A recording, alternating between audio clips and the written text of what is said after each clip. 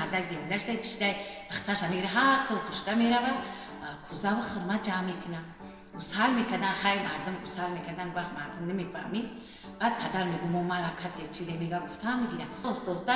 ҳамин овардем ай ҳаст ай қишлоқҳои солмолӣ сарталмуш қалаи додӣ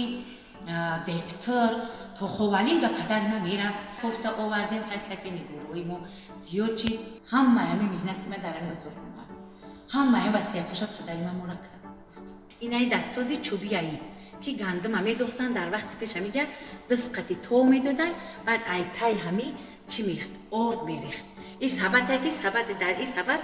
мегуфт ки роли халаделника бозӣ мекунад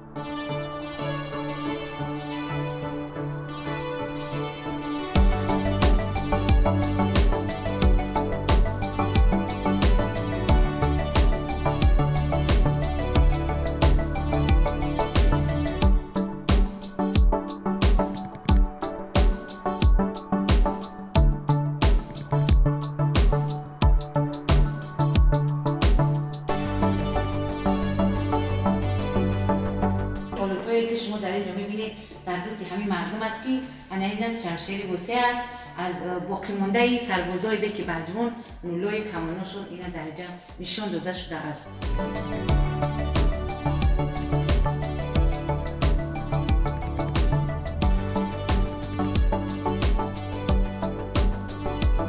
وقتی که جناب ولی میگه زمینو را جفت کنین گندم کنین همون وقت هم مردک جفت میکنه هم تری کدورا میومد خیرود میکنن که برام بیارن بعد پدر من یک تراکتور میگیره و بعد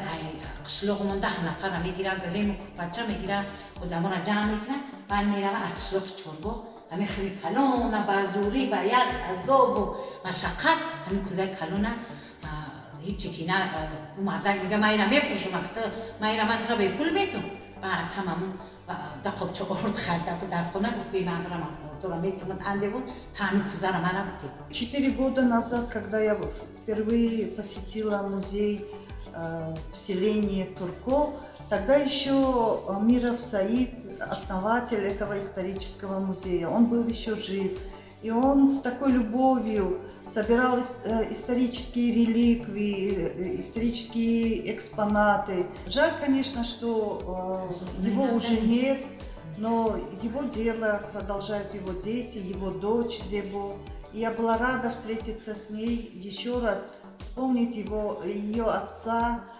который вложил всю свою душу, всю свою жизнь для сбора этих исторических экспонатов.